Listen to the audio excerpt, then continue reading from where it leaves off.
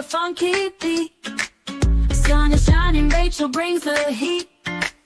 Wake up CEO, we're on repeat. Chicago, Sun Up City on the go.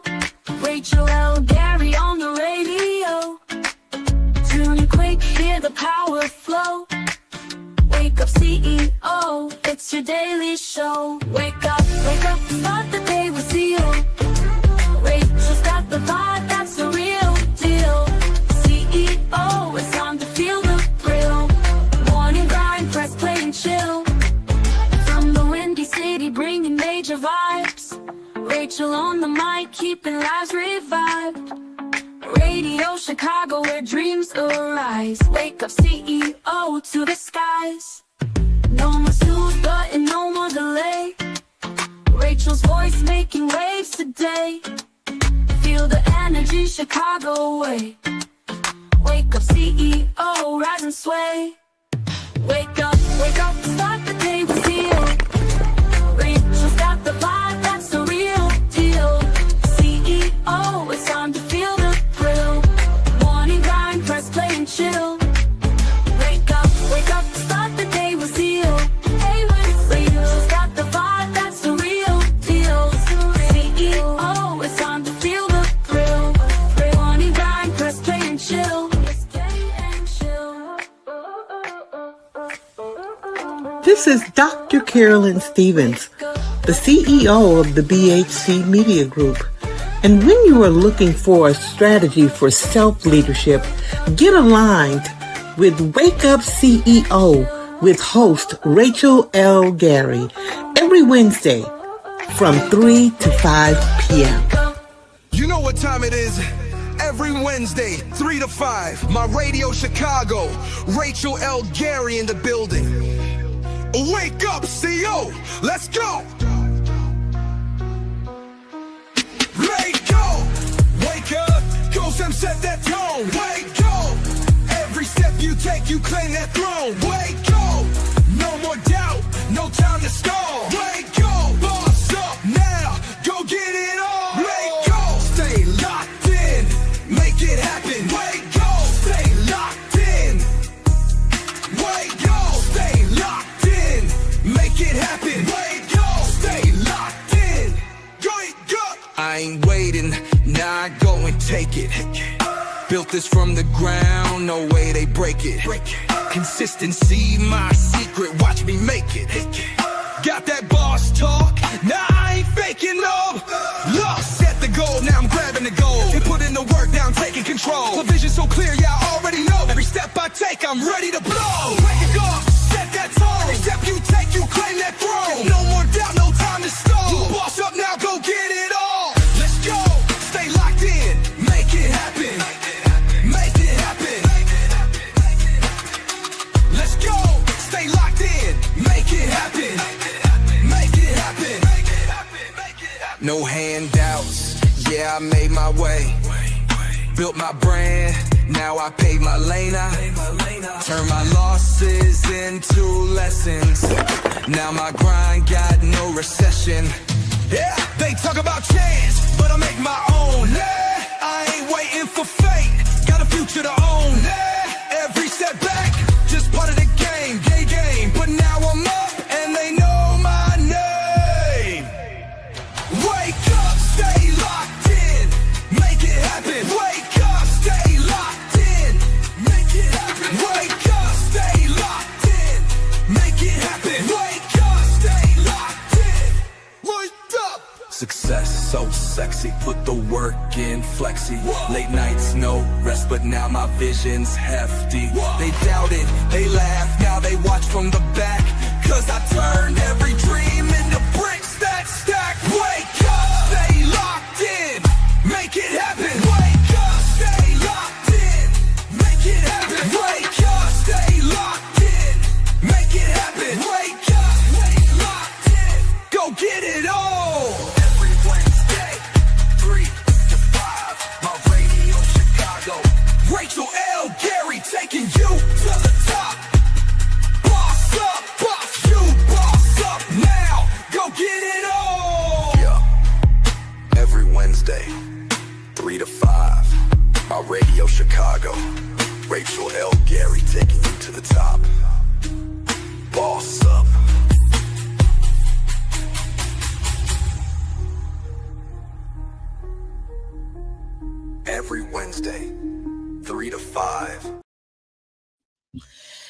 CEOs, welcome back. And if you're serious about legacy, you have to think generations, not just goals. And that's why I brought today's guest. Y'all gonna get locked in. So first we have Michael Lewis who checked in. Hey, Mike, thank you for checking in with me today. Good afternoon, CEO. You guys got to get locked in. So let me give my guest a formal introduction to Wake Up CEO. So today I am joined by Mr. D. Ron Smith, a White House recognized leader and National Impact Book Award recipient. He's a renowned author, inspirational speaker, CEO of I Dream Academy, an organization dedicated to mentoring and developing. Guys, we not done. And he serves as an intervention consultant. His work is mentoring youth, development, and social emotional stability, has been featured locally and nationally, and his expertise has expanded beyond the United States. He has partnered with agencies and institutions in Cincinnati because the results speak for themselves. Without further ado, I bring to Wake Up CEO my guest, my brother, D. Ron Smith. Hey, I appreciate you. I appreciate you, Rachel, for that drummed up intro. I'm honored. I just yield to you because I've been listening to your show. I've been just watching you and following you with all these great people that be coming on, and just the impact and the power. It's about empowerment, and you're setting the tone there. So I just want to give you your roses and say I salute you for everybody can't go to the. Hey, listen, everybody can't get in the trenches like that. Absolutely not, especially not now. Now for D-Ron, I gotta say it this way, guys. He in the trenches with youth. I applaud anybody who is in the trenches with the youth because it's not a particular skill set I have. And let me tell you why I had a skill set, guys, because I'm always working on one thing as a coach: patience. So that's my thing that I am always working on, being more patient and being able to take more time with having conversations with the young generation, because that is the legacy that we are building. And that's why we had to have D-Ron on here. And guys, we got a secret for you guys at the end, but we ain't gonna talk about it right now. Y'all just stay locked in. So, D-Ron, tell them a little bit about yourself. I know that I had my words, but tell them a little bit about what you do from your point of view. Come on with it. Well, our whole goal is to empower. And in empowerment, that means we got to get back in and break some of those old behaviors, those old cycles. Because what we're finding is, if you don't change it up, if you don't break it, it's bound to perpetuate and repeat itself. So in order to be great and anew, you have to destroy what was old. And in the rebuilding phase, I Dream Academy Mentoring and Development, we want to empower our youth, young teens, so that they can at least see a whole new perspective on how to live life and how to approach life. They're facing a lot of things nowadays. The new technology, everything is moving a little bit fast. So a lot of them get caught up in the system. They get caught up in really not having any certain foundation onto where they're going. So with I Dream Academy, our whole goal is to educate, empower, nurture, but embrace. And in that embracing, we want to not neglect that it takes someone who's already been there. It takes a model in order for them to see a model. And so our goal is to model what we want them to represent. So that's that. As the innocence of a child, as an author, and I'm honored to have received such an award from the International Impact Award. That award came from really diving into the grown-ups who still deal with traumas that we've never healed. That's that kid that's turned into the young man or the lady, but you're still acting from the kid's pain, and it's affecting your present. So in this CEO moment, I had to literally carve out and chop away all of those things that were going to stop me, hinder me from becoming that great. And so the role that I had to take in order to reach CEO status means that there had to be some healing done, some patience done, some outlining done, some prepping done, but most importantly, Rage, some discipline. I couldn't get to that last level without incorporating that discipline piece. So becoming that person today is still a work in progress, but is reachable.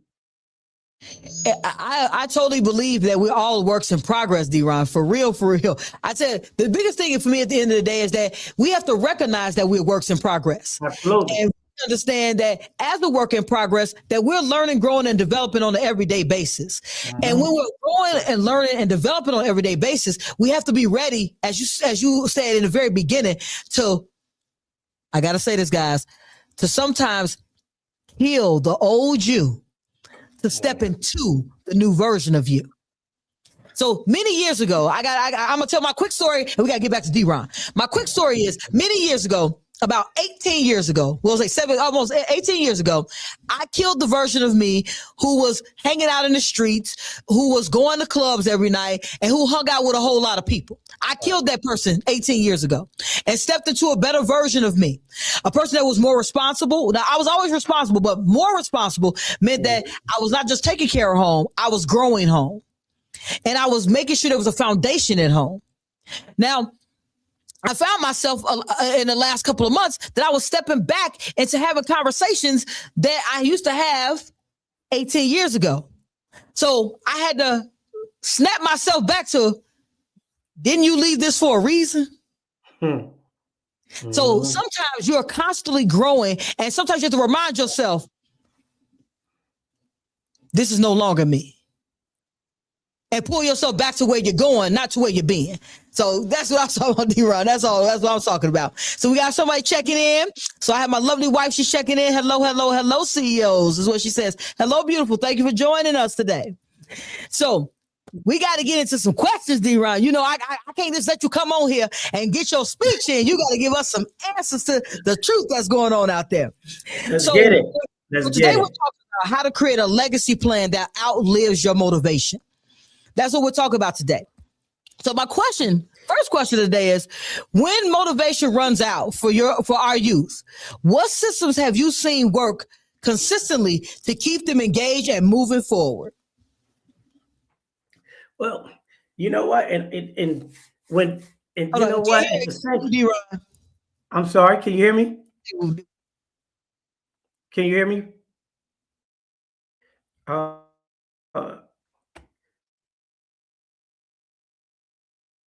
Hey.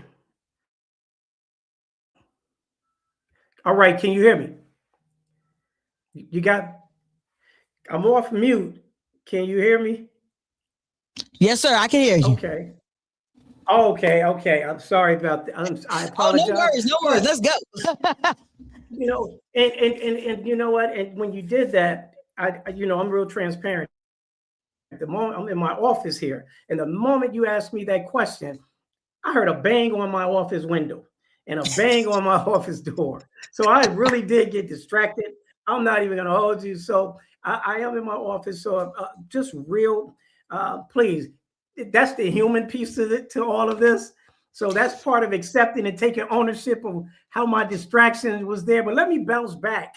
And if you give me that question once again, I guarantee you, it's no yours. problem.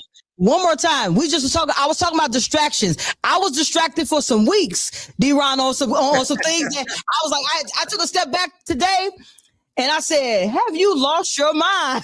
I had to have that conversation with myself. So it's all right. Distractions will keep you from doing things that you need to do. But when you realize those distractions, you pull yourself back in. Now let's get back to it. So when motivation runs out for our youth, what systems have you seen work consistently to keep them engaged and moving forward? Yeah, and dealing with definitely dealing with this population, and the draining piece starts happening. We definitely have to be reinforced. It has to be reinforced. How do you remain optimistic? So placing a visual of with optimism in there, some type of a achievable goals, we have to go back and realize what we're striving for. And that's always been a benefit of keeping that forward projection of why am I doing this? Why are we doing this? And that projection becomes optimistic. It becomes an optimistic approach that gives me that extra leverage whenever that derailing or the drainage starts coming in. I appreciate that, because that's the things that, for me, that I'm always concerned about. I'm always concerned about how our youth is actually, how we're ministering to our youth. And I want to make sure everyone understands what I mean by, it's not ministering as far as church, it's administrating information. And are we actually listening to our youth? And I think that a lot of times that we miss the piece of that. This goes to back in the day. I want you guys to remember when you were a kid, what I'm saying. I know better than you. How many times have you guys heard that? How many times have you heard, I know better than you? I've been where you are. How many times have you guys heard it? What? You heard it quite a bit. And we're gonna be honest with each other here. Do you believe your parents ever were where you were at the time when you were a kid? You never believed them. You know, as a child, it's hard to visualize that, because as kids we think we got the game on lock, and that's what makes it that much harder for them to receive anything, because they don't understand that terminology, that I've been where you've been.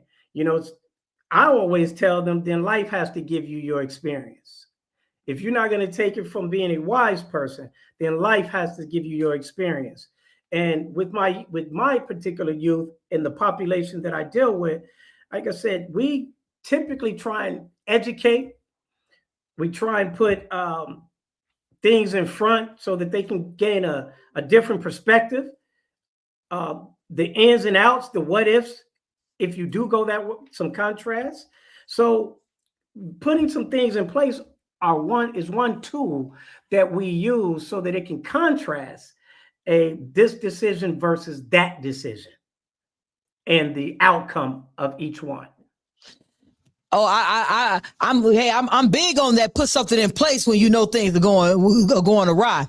So, Deron, so I'm gonna ask you this: since you deal with the youth a lot, so one more time, guys, I'm not the only youth I deal with are my grandkids. So, and that's just me currently. Now, do I want to get more into dealing with teenage youth between the ages of 13 and 18? Absolutely. Because I believe at those tender ages is when you have an opportunity to change the trajectory of things that they might see and hear and do. Now, I'm a firm believer, and this is just my way, Deron. It doesn't mean it's right. Does not mean it's right. So I'm a firm believer in listening. I ask a lot of questions. I'm a very inquisitive type person. So when something is going on, the first thing I ask is, how are you doing? And how do you see it? And what I notice is when you ask those questions, they feel heard. And when you really listen, and you're not just listening to respond, you're listening to actually help them through whatever challenge they're going through. And sometimes you, as Deron said, you got to just let them be. Sometimes you got to let them be. How many times did we get hit upside our head on something that we knew better, that our parents had told us 10 times don't do again? Yeah. And sometimes you find the hard way and you learn the lesson. So how do we build the next generation to ignite community growth? And what's the first leadership skill you develop that creates real change in the community? Well, to piggyback off what you said about the listening piece, that's critical. When we're doing workshops or conducting workshops, it's about the team speaking. And we have this thing called Teen Tears. And Teen Tears are where they get to voice their opinions, their disdains, whatever it is, and they get to bounce it off of each other. So I wanted that particular circle to be a group of teen peer-to-peer pressures. So that is one of the strengths that we do find when we allow them to just have dialogue amongst each other, where we're moderating in the middle. And the second part, if I'm correct, was how do I, you know, you're gonna have to help me with that. I'm telling you, it must be age on me. Hey, that's all right. You and your office, with things that happen, that's what I said. What's the first leadership skill you develop that creates real change in the youth? The leadership skill was understanding the population that I deal with. Before I even dove off into that, I had to really have an idea of who am I dealing with? Is this the direction I really want to take? And so with the skill, that is truly a skill of being able to understand them, that I can't be judgmental. So with me in the realm that I'm in, because I deal with so many from different walks of life and so many backgrounds, that I can only see the gray area. There cannot be a black or white. So I couldn't have any judgment, any judgmental call. So if you came in with from hustling versus the other person that just had a behavioral issue, I have to approach these on a piece by piece basis. And because one size did not fit all.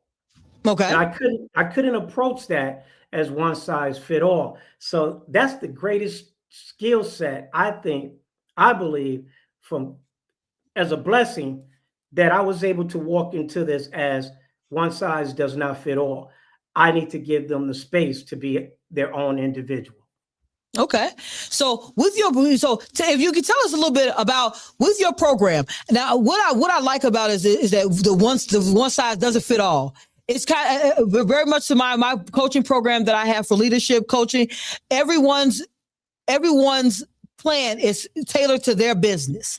And to me, I don't believe in cookie cutter things.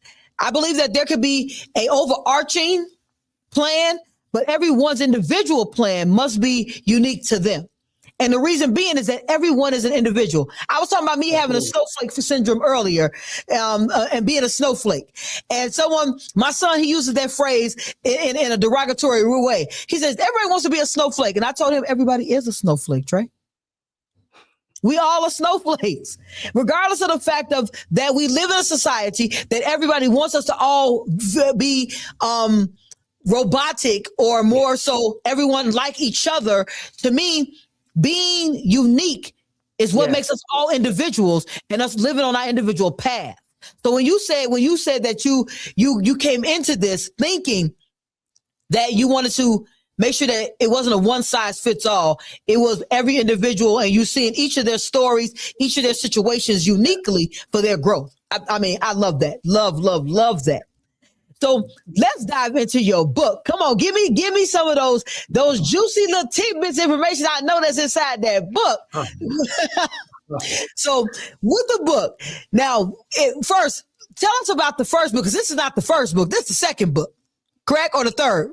No, well, actually, this is the second edition. It's still the first book. It's the second edition. I did not come out to really impact. I didn't take it serious. Let me say that. You know, some things you just toy around with, because the book in itself, Rach, was my therapy. It was my therapy session. I was incarcerated writing this. I was on 14 years. I was on a 14-year incarceration. Ran them concurrent. I stepped out 7 years. I knew I could not come home the same. I needed to dig into therapy. I started penning my dislikes, my frustrations, my anger, my attitudes, but I wanted to do it in a practical journey way. And the part where I penned Innocence of a Child, it was therapy. It was about coming up in a domestic violence environment. So I highlight how that scars you, or could scar you, or kids, emotionally, mentally, physically. I mean, just emotionally bankrupting you when you're traumatized doing from certain circumstances or certain situations. So Innocence of a Child was basically diving into how do I move from that traumatic experience kid to creating all of these problems in my lives, from the gangs to thief to jails to stealing to prisons to 10 years of crack and all of the other negativities that spawned, all because I had to get back to the root of that innocence of a child. I when I first heard your story about Innocence of the Child, so me and D-Ron, we believe me, when we get to talking on the phone, we have some of the lengthiest, most in-depth conversations. I mean, he was just coming from the hospital. I was in the park. We were doing all kinds of stuff. But at the end of the day, when we spent another hour on the phone through these things. And what touched me so much about his story is that he said he had to come out different, so he could be able to do something different when he came home. And you know, Rachel, I just read an excerpt out there online, and part of that excerpt, it came out of the chapter Prison Life. And I wanted people to know that on that particular journey, I had taken all accountability and responsibility. I'm selling drugs, doing all that other stuff. But when I read that excerpt, it said that I understood that it was about my choices, that where I now sat was a direct result of the choices that I made behind the walls. Therefore, where I sit in the future would be a direct result of the choices I made. And I understood that life is about choices. From that point, I had to get back into a zone and start working on how do I obey the smallest rules before I can obey a big one. And so I practiced every day during my 7-year incarceration of the 14, how to break the old, as you said, tear down. It's hard to build on something that's already built on. You have to tear it down, gut it, till the land, and start fresh. So I had to go through a crushing and a rebuild and tearing down all of that old stuff and healing before I could work on the new man. And then lastly, that part where I wanted and was determined to come out different was not only for me, but as what we're having this conversation right now, building and creating a legacy plan. My transformation had to exist so that it can go further. Absolutely. Absolutely. We got people in the chat talking to you, D-Ron, so we don't want to let them go. So we had Miss Miller check in. She said, hey, she's just checking in.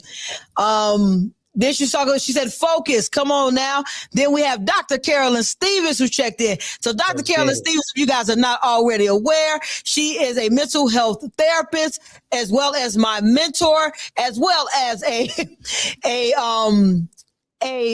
publishing consultant. She is my publishing consultant for my upcoming book, Freedom Has GPS, Set Your Destination to Success. Guys, get locked into her programs. She says, thank you, brother, for sharing your story. I am a mental health therapist and can really appreciate you sharing your story.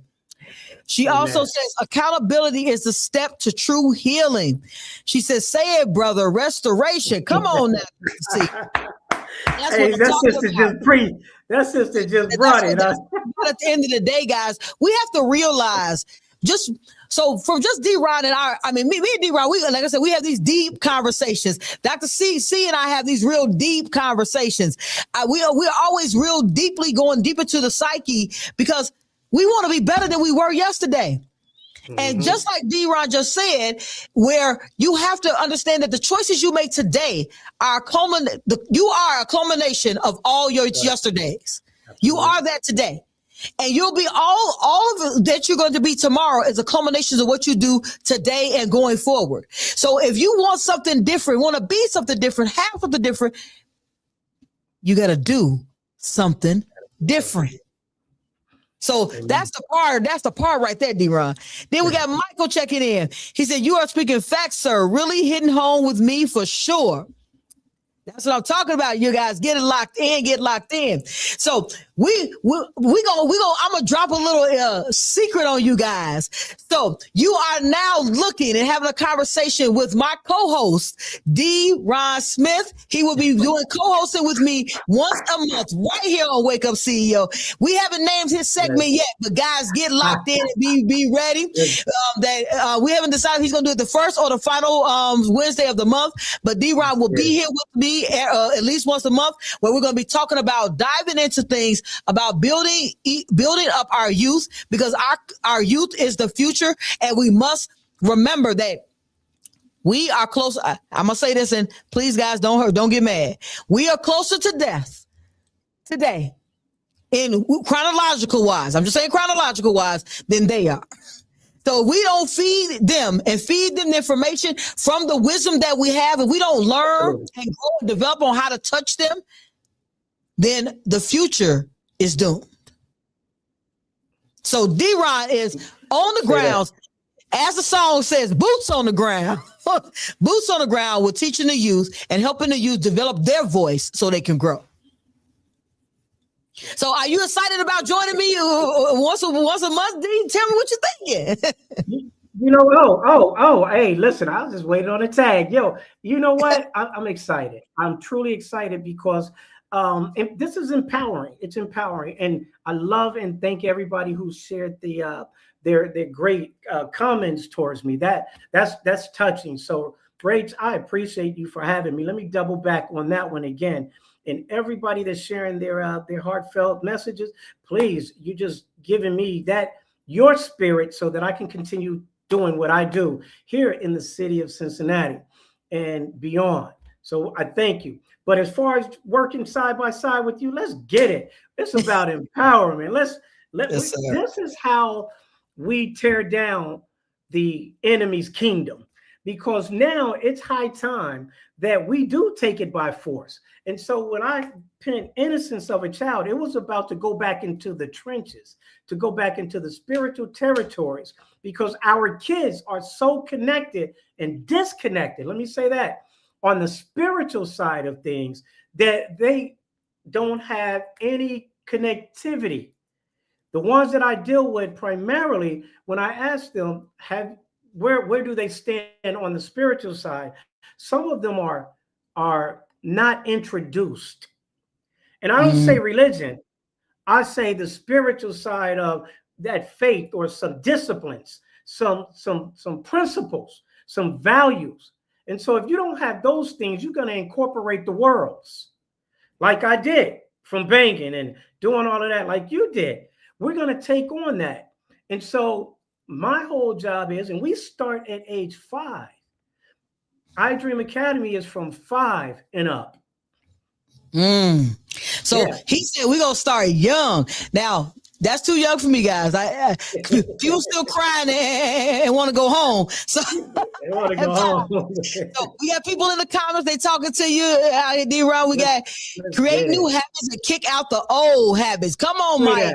Say that, Mike. Then we got Dr. C, who said excellent. And then we have Mike says sensational. Looking forward to hearing his segment with you. Man, I mean, at the end of the day, I want to make sure I am a person. I say this always. I am in collaboration with everyone. I'm not in competition with anyone.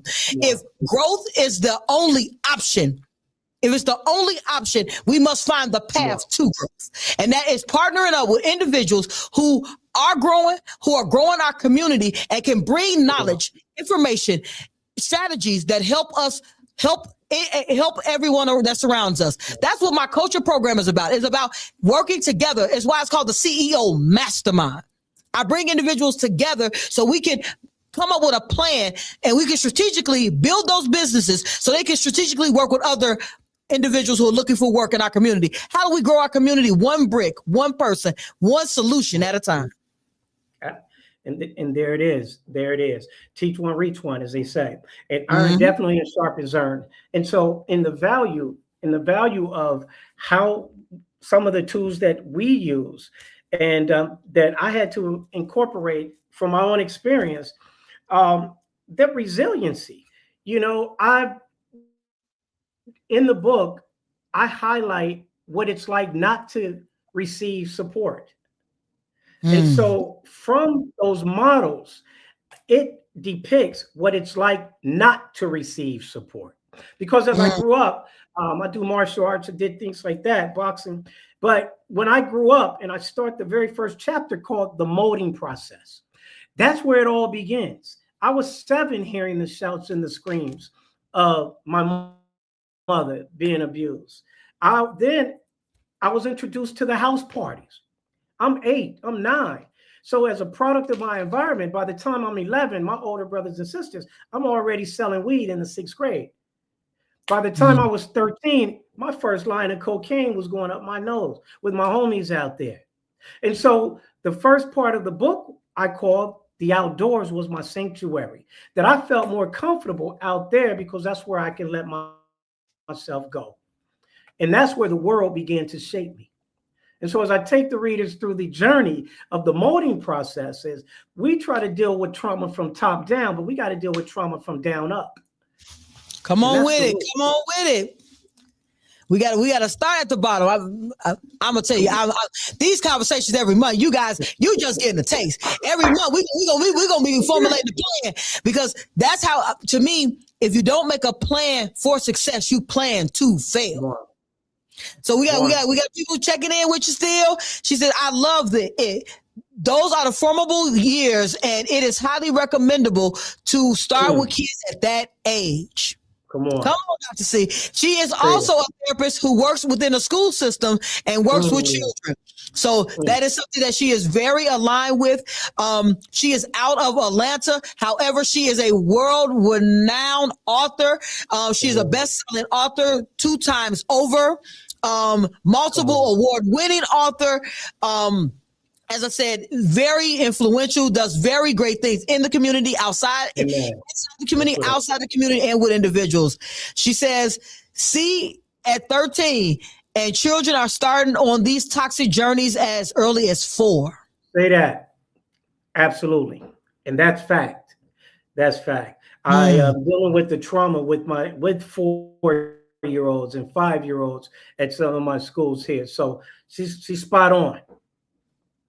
So, I mean, I say this, we might have to get Dr. C to join us on one of those segments so she can come from a psychological point. So, Dr. C, I'm going to call you after the show, and we're going to lock you into one of these Wednesdays. At least we need you at least on here 2 Wednesdays out the year. She's got a very hectic schedule. So if she says no in the beginning, we might have to reel her in a little bit, just one, like give me 10 minutes of that, because a lot of times we miss the part of this, that psychology builds our ecology. How we build our economics is off of what we think and how we feel, our feelings and our thoughts. So if, as you were having the conversation about where you were selling weed, you were selling the weed because that was what you thought was going to build your economics in the situation. Right or wrong?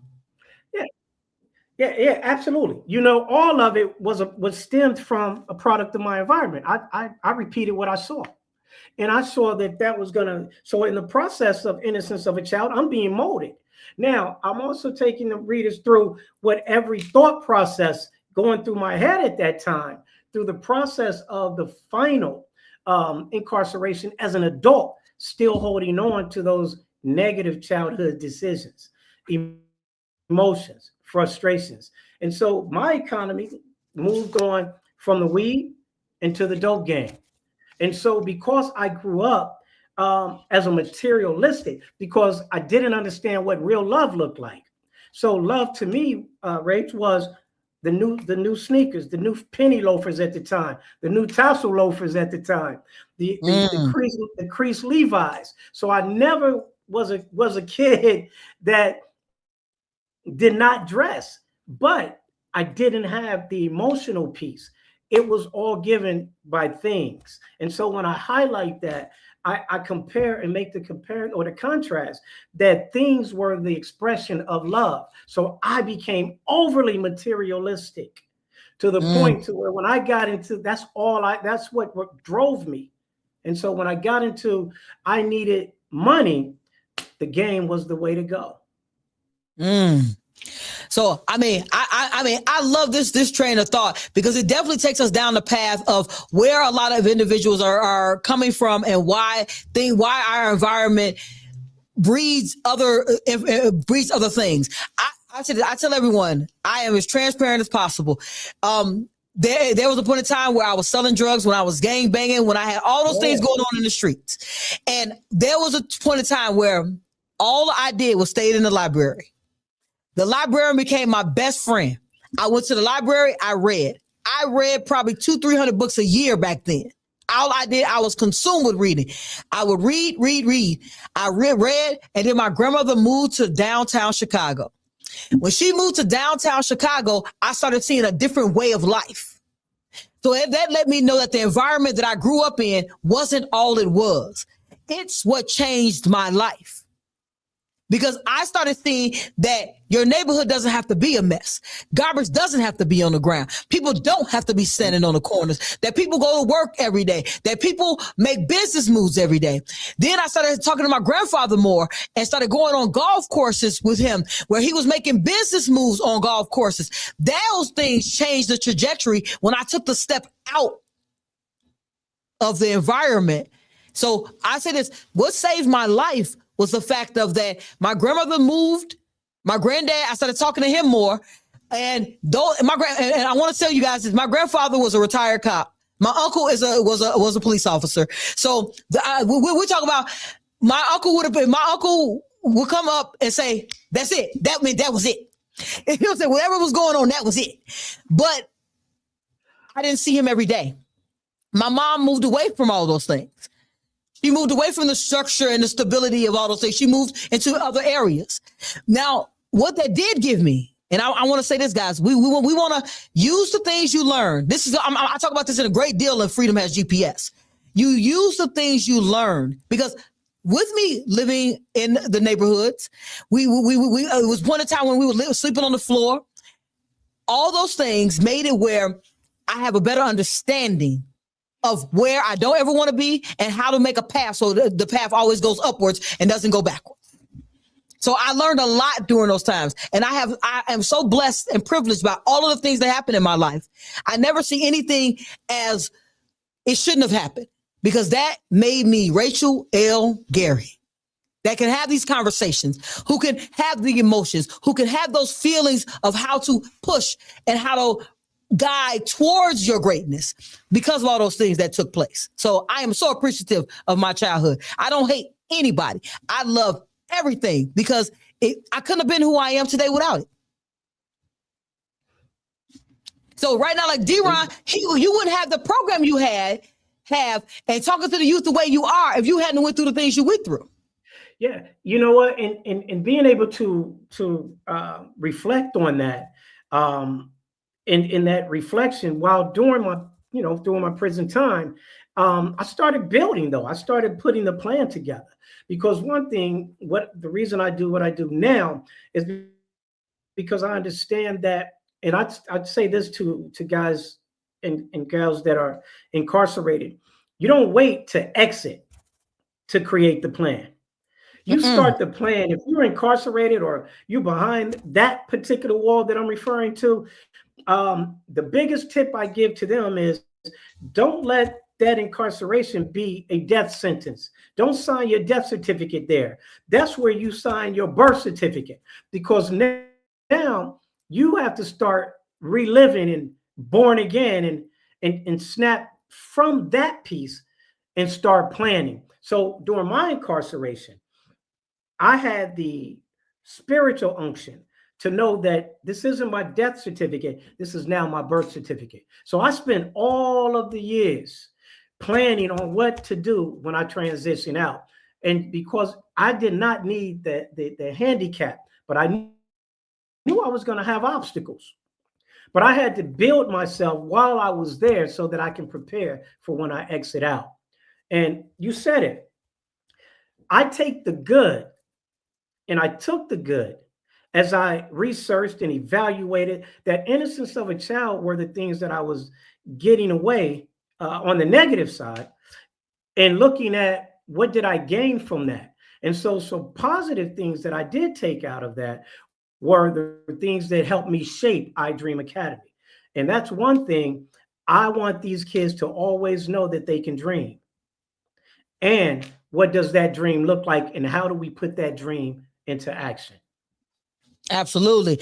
A dream, I tell you, a dream without a plan, a goal without a plan, it stays a dream. So we are looking for reality. We're looking for the build and grow reality. So we got people, they talking to you around here, D-Ron. So we got push it. What is important about what my brother has written is because parents and stakeholders need to be aware of what is really going on with children. Absolutely. And she said, so parents, pastors, and all community stakeholders need to be accountable and not look away. Come on. I know that's right. Then we have Trish. Thank you, Trish Johnson, for joining us today. Yes, Lord, I have my moments of never again because of places I have been. Absolutely. Then she says, you must have a plan. I know that's right. And she says, I like that where you sign your birth certificate. Come on now. That's what we're talking about here. How we transition from what they thought they were doing, and all they did was just made you into a new individual that you grew into. So D-Ron, we don't have all day right now, but guys, y'all can stay locked in. Once a month, you will see D-Ron here. It will be posted. There's gonna be a outline of what we're gonna have. There's gonna be Erica. She is a spiritual minister. She will be doing the third Wednesdays of the month. She will be locked in right here, giving us spiritual enlightenment and growth so we can grow our minds spiritually, so we can uplift and be the best versions of us. Then we're going to have D-Ron Smith every fourth Wednesday right here on Wake Up CEO, having conversations about how to better understand the youth so we can grow and build a legacy starting from, as he said, from the bottom up. So y'all stay locked in right here every single Wednesday. We are going to be having dope information, but we want to make sure D-Ron tells y'all, where can we find your book? Where can they follow you? And y'all don't forget, every fourth Wednesday right here on Wake Up CEO. Go ahead, D-Ron. All right. Let's awesome comments. Thank you for your audience. Just powerful. And please follow me on Facebook at Deron Smith. And also you can follow me on Instagram and Facebook under Redeem to Win. Redeem to Win. And if you're interested in ordering or purchasing the book, every $2 goes towards our youth foundation, iDream Academy Youth Foundation. Please go to our website at www.idreamacademy.org and go to the shop page. Please support us. The book, it speaks for itself. We got to start back from the bottom in order to cut off the head of the beast at the top. So please support us with the innocence of a child. Thank you for having me, Rachel, and all of the wonderful guests. I look forward to it. In fact, I am excited. And it's just, what you're doing is just remarkable. So thank everybody just for giving me this opportunity to expose and share a brief part of what my journey entailed. Awesome. Hey guys, I want to make sure y'all stay locked in for the 3-point play. We're not gonna let D-Ron go away. So he gonna be along with the leadership. You gotta get locked into the leadership. It's on. 3-point play that is powered by Say I'm Possible Academy, where self-leadership gets what? GPS. Play 1. Route it. Write your legacy in one sentence. Who you serve, what changes because you exist. Play 2, run it. Build a weekly system that moves without motivation. Track it, teach it, touch the community. Play 3, repeat it. Document and train leaders to run it so your impact multiplies without you. That is the leadership 3-point play that was powered by Say I'm Possible Academy, where what we get, self-leaders get GPS. Guys, I want to tell you, this was an awesome show with my co-host and continue co-host right here on Wake Up CEO. I am looking so forward to us having great conversations and bringing you guys great information that can help grow the youth, because the legacy is all one step and one motion away. So D-Ron, let's give them some parting words of encouragement so they can come on back and get with us. Oh, you know what? Again, I'm honored, I'm humbled, but just remember, Where you end, where you start is not where you end. Love that. Love that. And CEOs, I appreciate you guys every week for joining me right here on Wake Up CEO. And you know what I want from you always is the best version of you to step into. What? I want y'all to be up, out, and moving to the greatness we all know lies within who? You. See you next week right here on Wake Up CEO. Enjoy your week.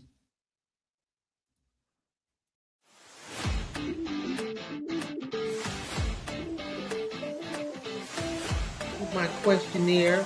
The questions were just very exact and to the point of what I needed. And when I met with her in my one-on-one session, I found it to be very profound. Excited for this. This is something I really need and something I've been looking for a while. Assessment is an assessment. Like, it asks questions that make you think deep about what you want your life to go. Assessment is an assessment. The 10-week financial focus plan she gave me helped me to see it in a better way where it would make money. It was basically a reality.